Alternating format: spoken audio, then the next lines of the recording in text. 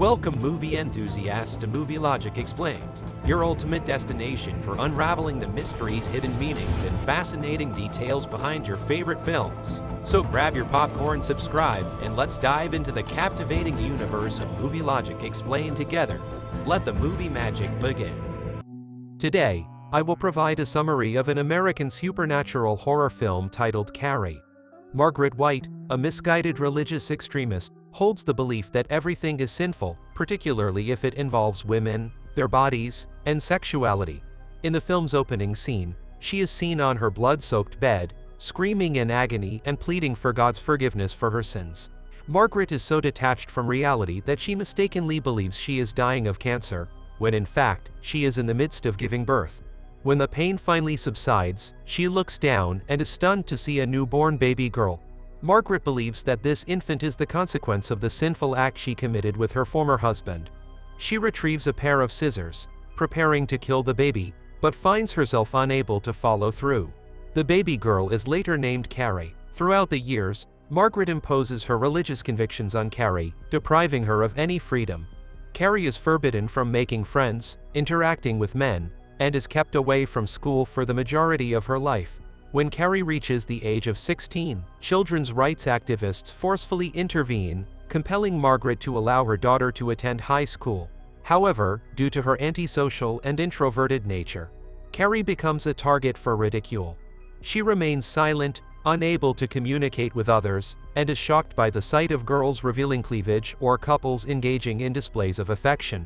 The concept of dating is entirely foreign to her. During a water volleyball game, Carrie accidentally strikes Sue, the popular girl, in the head. Chris, Sue's friend, takes this opportunity to mock Carrie, and the rest of the students join in on a laughter. After class, they all head to the shower room to change. It is during this time that Carrie experiences her first period and becomes overwhelmed with panic.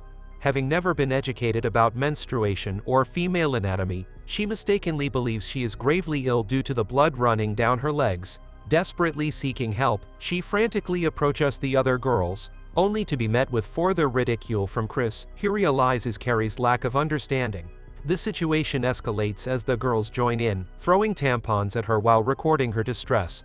Although Sue feels sympathy for Carrie, she remains silent, fearing social isolation. The torment only ceases when their gym teacher, Miss Desjardins, arrives. However, Carrie's panic continues, resulting in a screaming and crying panic attack, even after the girls stop. In an attempt to calm her down, the teacher resorts to slapping Carrie across the face. As the girls walk away, Carrie directs her anger towards a light bulb, causing it to coincidentally shatter. Upon learning of the incident, the principal grants Miss Desjardins the authority to punish the bullies as she sees fit. He also informs Carrie that her mother has been called, urging her to calm down. However, the thought of her mother discovering her period only intensifies her anxiety, leading to hyperventilation and the mysterious shattering of a water cooler in the room.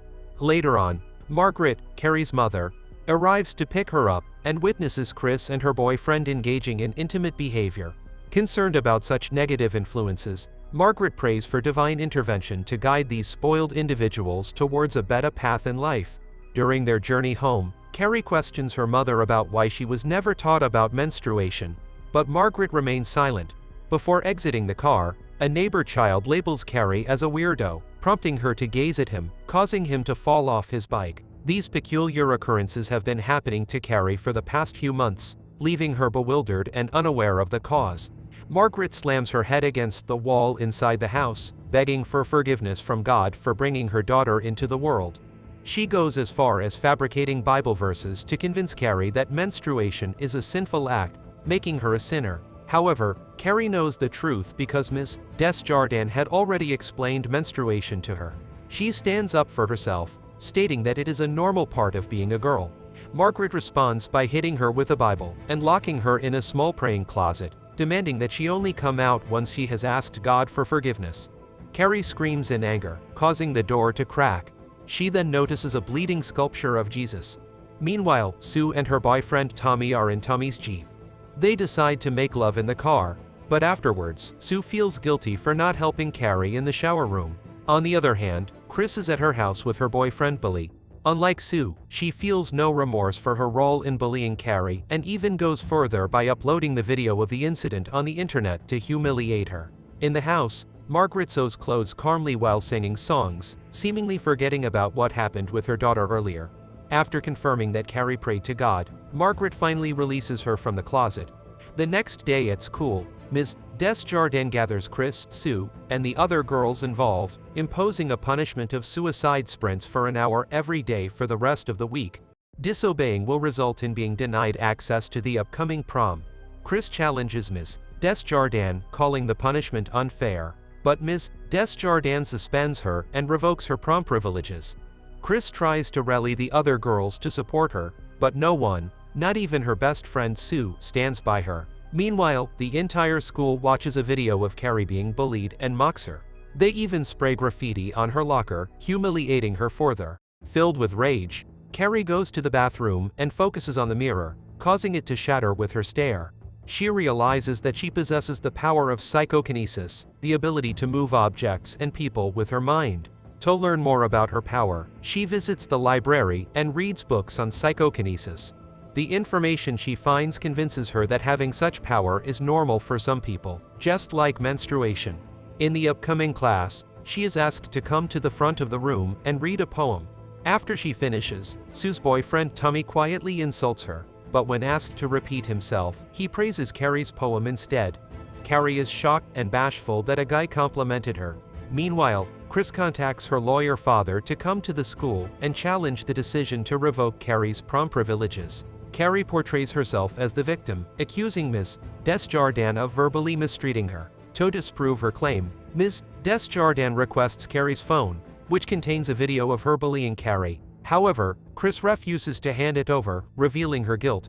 Later that night, Carrie tests her abilities by making books and her bed levitate. Margaret hears a noise and goes upstairs with a knife to investigate. By that time, Carrie pretends to be asleep, causing Margaret to put the knife down. The following day, Sue asks her boyfriend Tommy to take Carrie to the prom. She believes that Carrie deserves to have one enjoyable night and is willing to sacrifice her own senior prom. Tommy initially wants to go with Sue, but after being persistently urged, he agrees. He then approaches Carrie and invites her to the prom. A surprised Carrie assumes it's a prank and runs away. Later, Miss Desjardins discovers Carrie crying in the locker room. When she asks what's wrong, Carrie confides in her about Tommy's proposal. The teacher supports Carrie, but she is aware that Tommy sees her as an outcast. She seeks out Sue and Tommy, warning them to reconsider if they plan to humiliate Carrie. After school, Tommy drives to Carrie's house, much to her dismay because she doesn't want her mother to find out she talks to boys. He insists that he will only leave if she agrees to go to prom with him. Carrie reluctantly agrees, but sets the condition that he must bring her home by 10:30 p.m.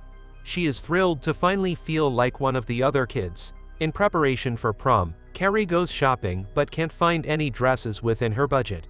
Instead, she buys fabric to sew her own dress. Chris spots Carrie shopping and becomes filled with anger. Along with her friends, she plans to play a prank on Carrie at prom. When Carrie returns home, she finds an angry Margaret waiting for her. She informs her mother that she is going to prom, but Margaret adamantly refuses to allow it. Carrie becomes frustrated and uses her telekinetic powers to release her anger. Margaret assumes that the devil has possessed her daughter and begins praying to God. Carrie asks her to stop, but Margaret prays even louder. Eventually, Carrie levitates her mother, silencing her. She releases her mother a while later, declaring that the conversation is over. Meanwhile, Chris and Billy are at a farm with their group of friends. They collect blood by slaughtering a pig. Then, they break into the gymnasium, which is also the prom venue. They set up the bucket filled with pig blood, intending to dump it on Carrie when she is on stage. On the night of the prom, Carrie prepares herself and puts on light makeup. She looks amazing, but she feels extremely anxious. Margaret advises her to dress modestly, but Carrie doesn't bother arguing with her. Margaret tells Carrie that everyone will mock her, which only adds to her nervousness. In order to calm herself down, Carrie locks her mother in the prayer closet before leaving. When Tommy sees her, he is left speechless. They go to the prom together, holding hands, and Tommy introduces her to his friends. Ms. Desjardins also compliments her dress and encourages her to have a good time.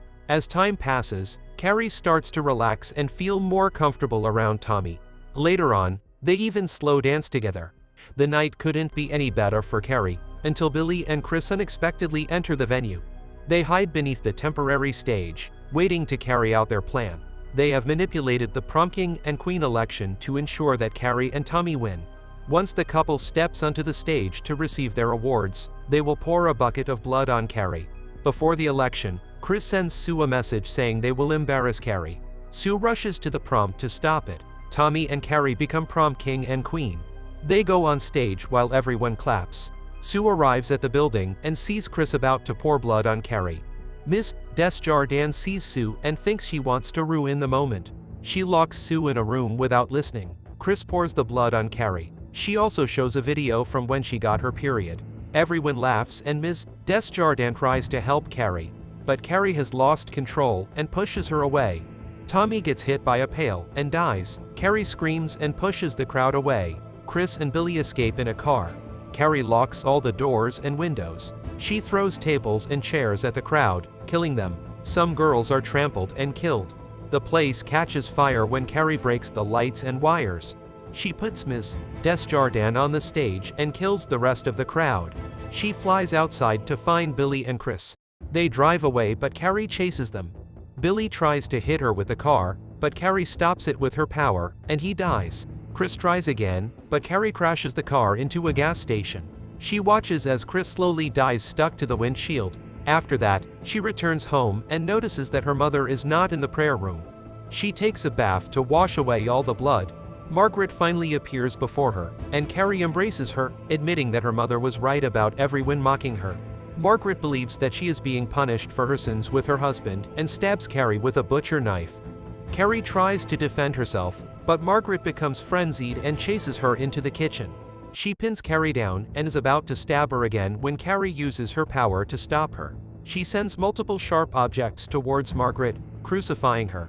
Then, she cries while holding her dying mother and regrets her actions. Finally, she uses her power to destroy the house. At that moment, Sue arrives at the house and attempts to stop Carrie. She is about to kill Sue as well but stops when she realizes that Sue is pregnant. Carrie smiles and reveals that it is a girl. She sends Sue outside to save her from the collapsing ceiling. Moments later, Margaret and Carrie perish under the crumbling house. Several months later, Sue is in a hospital bed, screaming in pain while giving birth. Suddenly, a bloodied hand emerges from her, and she wakes up, realizing it was just a dream. Her mother comforts her as she hyperventilates, fearing that she is about to give birth to Carrie. Enjoying the cinematic journey so far? Don't miss out on the next blockbuster breakdown. Hit that subscribe button and give us a thumbs up if you're loving the content. Share it with your fellow cinephiles, and don't forget to ring that bell. Subscribe, like, share, and ring that bell. Let's make every movie moment count together.